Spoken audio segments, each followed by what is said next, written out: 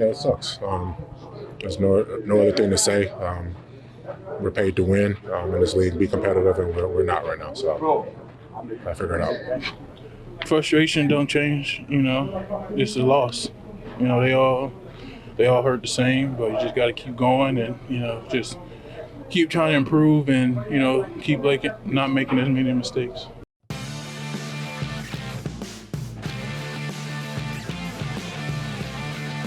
This is Big Blue Blitz with your host Joe Masseri. Hey everybody, Joe Masseri has quite a few fishes to cook this week, so you've got me today, Perry Sook, in for the Big Blue Blitz. Welcome, and stop me if you've heard me before, but the Giants find a way to lose. 9 straight times on this show you have heard us say that, and this one maybe more frustrating than some of the others because for the first time this season, I have big question marks in my head for the quarterback position. We are joined now by a very special guest, as we do every single week here on Big Blue Blitz, the New York Post Giants reporter, Ryan Dunleavy. So Ryan, this one hurt a little extra to me for multiple reasons because all season, when the Giants were winning, when the Giants were losing, I was at least enjoying it. Then it went downhill, and then this seemed like the bottom of the barrel as far as what I expected to see from Jaxson Dart. Is this a problem? So, Perry, here's the thing I've learned in 8 years covering the Giants and the Jets. There's no rock bottom. Right? Like you think you're at rock bottom and then they find a new way. So this feels like rock bottom, but next Monday, we'll probably have a new rock bottom. But I'll say this, the one thing that made this year different than last year, and it's not that they lost 10 in a row last year and 9 this year. The one thing that made it different was at least there's Jaxson Dart. Yeah, they stink. Yeah, they can't do this. Yeah, they can't do that. Yeah, they lose every week. But at least they have the quarterback in place. And the Giants, in their quest to make, fans pull their hair out, have now managed to cast doubt on Jaxson Dart. They played a game yesterday where they took the one good thing that the franchise has, and they suggested they don't even have confidence in him. It wasn't that windy, as Dart was the first one to tell everybody. He didn't want that as an excuse. It was just about Brian Flores is this mastermind blitzing coordinator, and we don't trust our rookie quarterback to handle him. And if you watch the Commanders play them, or the Patriots play Brian Flores, or the Texans, they don't take the ball out of C.J. Stroud or Jaden Daniels or Drake May's hand because they believe in their young quarterback. So if the Giants believe in Jaxson Dart, the whole season, these games, win or loss, don't mean anything. It's better for the franchise to lose.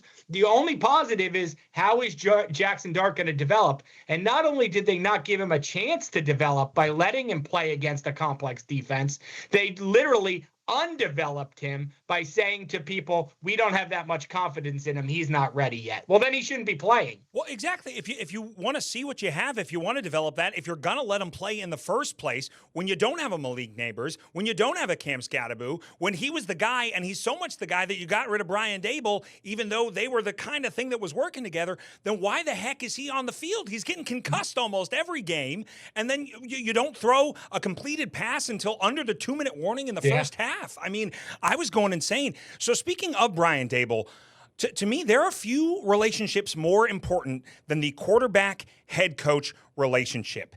And ever since Brian Dable has been gone, Jaxson Dart doesn't look the same, and that pinnacleized yesterday in that 13-yard performance. Was it maybe a mistake to get rid of Dable? And if not, how important is it now to get an offensive-minded coach to help Jaxson get back to what, we thought might be the savior of the franchise?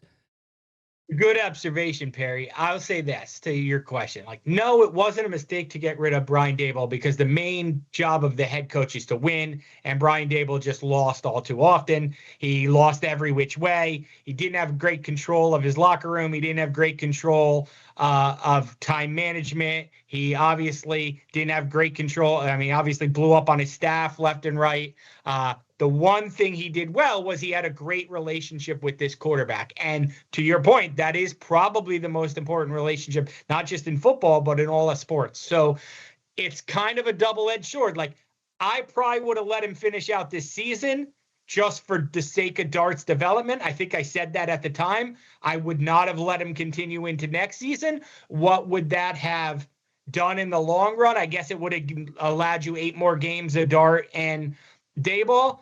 Eventually they were going to have to split up, but I do think that Dart, his performance has gone down. That's twofold. I think that's not having Daboll there, and that's now whether it's his own fear of running for the sake of getting a concussion test, because all he hears about is sliding and getting checked and how he has to be available to his team, or whether that's a change in play calling to de-emphasize design runs so that he doesn't put that himself in that situation. He clearly misses the old system on the field. But then I think off the field, he also misses his kindred spirit. Like Daboll and Dart, for lack of a better, they're like the same fiery, intense, like guy. And it didn't work for Daboll to be like that with Daniel Jones, and I don't think it's working for Jaxson Dart to be like that with Mike Kafka. Exactly. I mean, we were making fun of Connor Hughes for writing a romance novel about the two of them, and Yes. you know, and so you lost your romance partner, and so there you go. It was not the exact idea that you would want it to have at all. Speaking of Jaxson Dart, also down on himself a little bit. For losing more than he kind of ever has in his entire life. So let's go ahead and take a listen to what he had to say. It's just a new experience I've never, been through before, and that doesn't make it any easier than what it is. And you just try to do your best to stay positive as much as you can. And there's just a quick turnaround each week. So I feel like the times where you hang on a loss for too long, it goes into your next game week prep. So that's kind of just the mentality and process that I've just tried to have. The opportunities that you have in the game when you're kind of in those exotic downs, and when they're trying to light it up, you just try your best to stay composed during all of that. So a lot going on in that sound bite, and none of it seems happy. None of it seems developmental. And I have another question, because I have now watched it 2 weeks in a row. There's someone in the Vikings organization that says, "Hey, you should go head first, because then you know that you're where your head is going," and they're avoiding the slide because of that. We don't have to spend a lot of time on that, Ryan, because it's kind of out of left field. But now 2 weeks in a row, I've seen J.J. McCarthy dive head first, trying to, kind of pick where his direction goes. Is that maybe something that we want to implement with Jaxson Dart? I don't know. It just occurred to me as I'm watching him talking about them bringing the blitz that I'm like, well, maybe there is something to that with diving head first, because you're in control of where your head's going.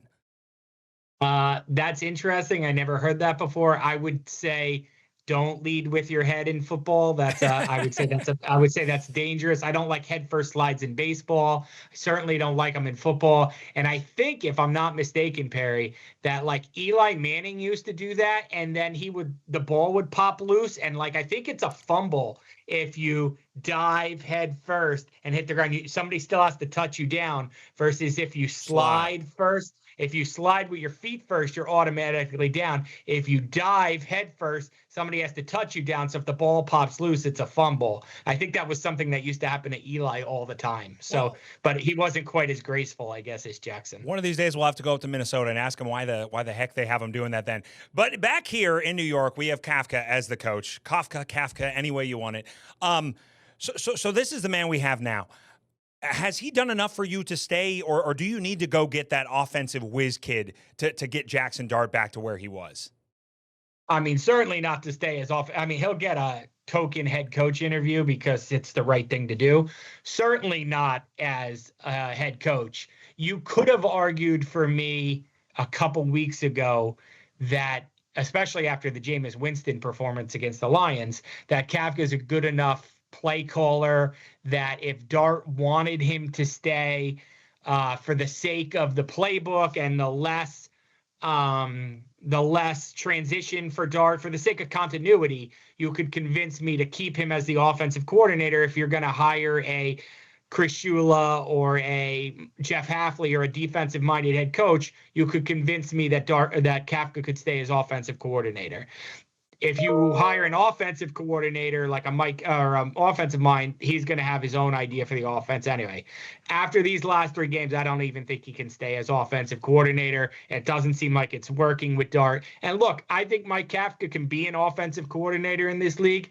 If Andy Reid and the Eagles can split up, then certainly Mike Kafka and the Giants can split up. I just think, it might be better for him, better for them if they both go their separate ways at the end of the year.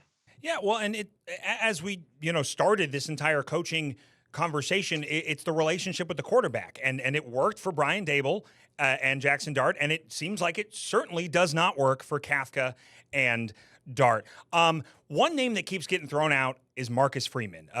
He's sitting on his lounge chair with his feet up because they opted out of a bowl game, and that's a whole nother topic for a whole nother show, Ryan. What do you think about Ryan or Marcus Freeman coming in, being that head coach, and do you think this is a desirable position for a guy who's leading the Notre Dame Fighting Irish as their USC rivalry maybe doesn't get renewed, as all of these and so on, so on? I think it's a very different job to be an NFL head coach than it is to be a college coach, and we've seen Matt Rule or Urban Meyer's kind of in his own box because he had issues off the field and whatnot. But we've seen, want to go back 20 years to Steve Spurrier or who had Nick Saban. It's a very different job. You have to treat people very different. Graciano, you have to treat people very differently in the pros than you do in college.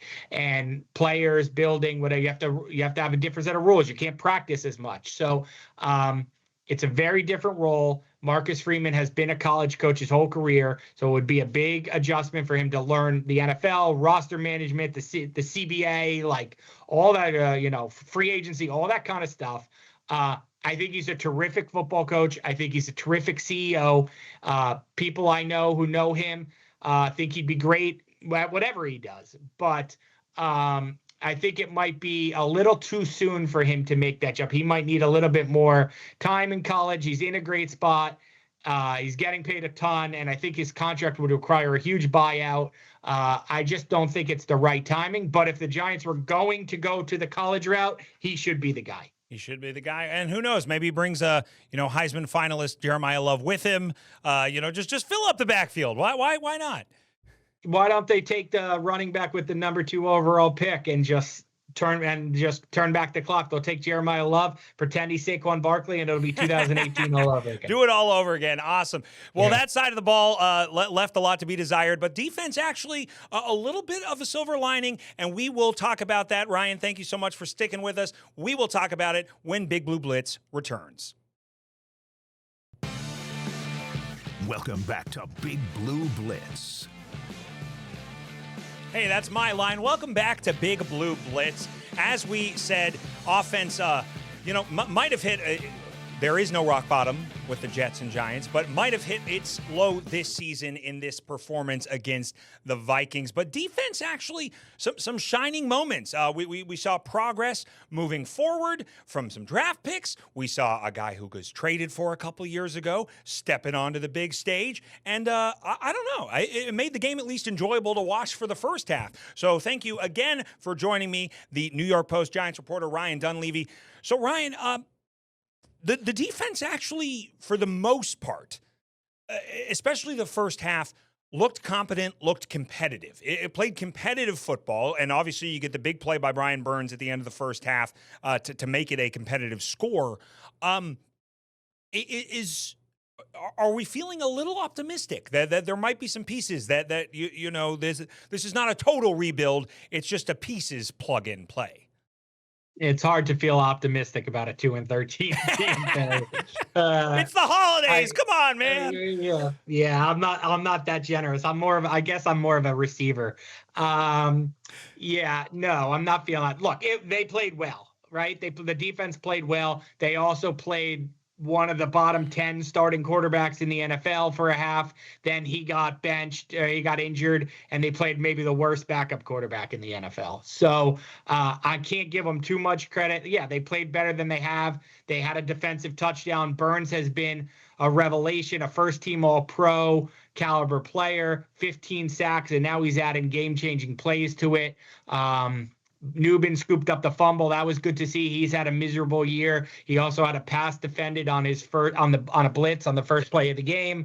Javon Holland, who has been a disappointment as a free agent signing, had a pick six that was taken off the board by Abdul Carter's questionable offside penalty. Otherwise, the Giants might have had 2 defensive touchdowns in the game.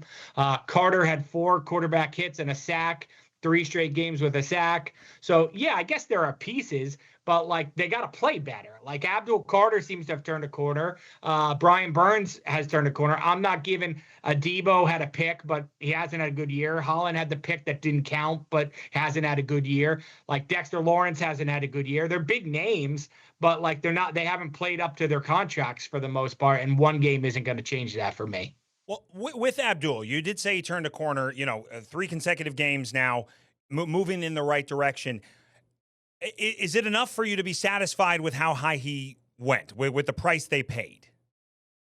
No, but yes, if that makes sense. Like, no, because not right now. Like, if the book was closed right now, then no. But he's got 3 more. He's got 3 more years, and it seems to be headed in the right trajectory.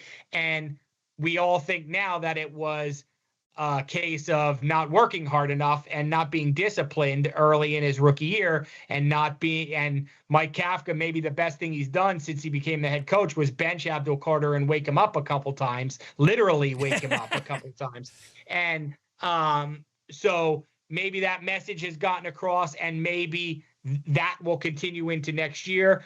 I think the best thing that happened to Carter was he put in a little bit of extra effort and then had a monster game against the Commanders 2 weeks ago. Mm-hmm. And then all of a sudden it's like, oh, okay, like these 2 things correlate. So now I want to work hard because I want to get numbers, and numbers will get me a huge next contract and endorsements. And I do think that is important. Right now, no, he hasn't looked like the number 3 pick. He should have been the rookie of the year. And if he was playing like he played the last 3 games over the course of the year, he would have been the defensive rookie. But yeah, I mean, I would certainly feel like if I was a head coach candidate, though, to answer your question in a different way, if I was a head coach candidate for the Giants, he would be a reason I was attracted to the job.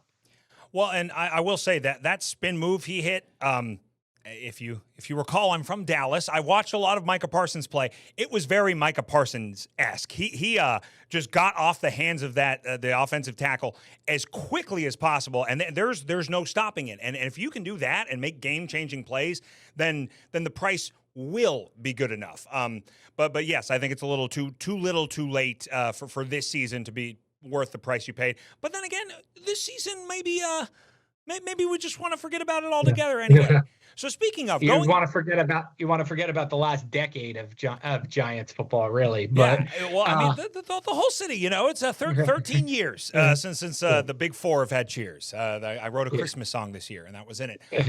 So speaking of moving forward, where are the biggest holes that you see? Because the Giants now have a game to play for the number 1 overall pick with the team that I think is actually the worst team in the league, the Las Vegas Raiders. Although they look competitive this weekend, I will say they look competitive this weekend.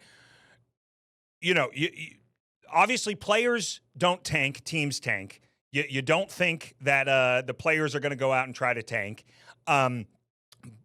But as a fan, you'd love to lose this, and my golly, Jets fans want you to lose this because if Vegas gets that first pick, they're probably taking Mendoza, and then you're just left to figure it out for yourself, Jets. What do you do? What do you do? What are the biggest holes? Because you're getting Malik back, you're getting Scadaboo back. defense, the defensive line is now kind of coming into form. I mean, you need secondary help. I loved what I saw of Tyrone Tracy yesterday, actually. Granted, all they were doing was handing him the ball because they were afraid to throw for whatever reason. But where are your holes? What is your Christmas wish list for the Giants? Well, that's a great question. I'll answer it in a sec. But I was thinking of this. Tell me, Perry, what do you like? Do you like Stupor Bowl for this game? I've heard that. I've heard that. I like Stinker Bowl. I think I like the Stinker Bowl, and then I've heard I've heard the Tank Bowl. What's your choice? The Tank Bowl. I mean, Tank Bowl makes the most sense. I've heard Toilet Bowl as well because you're trying to flush it down. Yeah. A stupor just because it rhymes with super. I think I would have to go. But Tank Bowl makes the most according sense. Yeah, what a game! Who'd have thought it was a game with massive significance in Week 17? For the Giants. Football in December for the Giants. So what is your Christmas wish list, Ryan?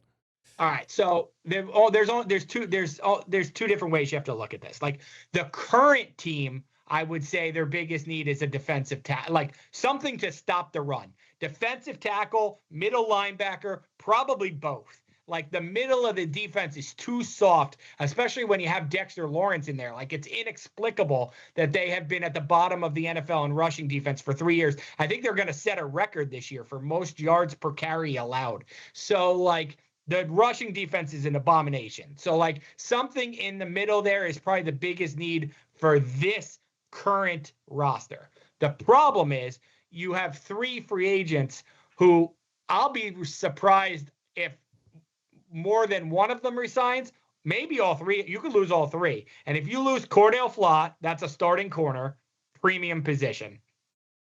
If you lose Jermaine Illuminor, who I believe is going to take is going to take the biggest contract offer he gets from whoever it is. He's 30. He's never gotten a big contract before. He bounced around the league. This is his one chance at a payday. You're going to lose him. That's a right tackle. That's a premium position. And then Wan'Dale Robinson's going to finish with probably 90 catches for 1,000 yards. That's your number 2 receiver. You're going to lose him. Then that you just created 3 huge needs. Sure. So whichever 1 or 2 of those guys goes, that probably becomes the biggest. Like if you lose right tackle, you got to go get a right tackle. If you lose corner, you got to go get a corner. If you lose wide receiver, you might need Wan'Dale Robinson, Malik Neighbors, and another receiver, right. Perry. Like in this offense right now, I'm not sure Darius Slayton could be the number 3 receiver. We know it isn't Jalen Hyatt. So you might need Neighbors, Wan'Dale, and another guy. If you lose Wan'Dale, I would say receiver becomes the number one need, and that might just get you back to where you were with Wan'Dale. So there's a million needs. Yeah, it's a long list. I just had a kid, and my wife says, you can ask for one thing because that's then you really have to focus on what you want, and unfortunately. Yeah. The Giants cannot afford to do that. I will say about Illuminor, this perked my ears when you said we covered his Christmas gift when he was giving out food, and he does have some love for this area. He did say that, hey, this is, the first place I lived, when I came over to the States. This is like my second home. This was my first home in America.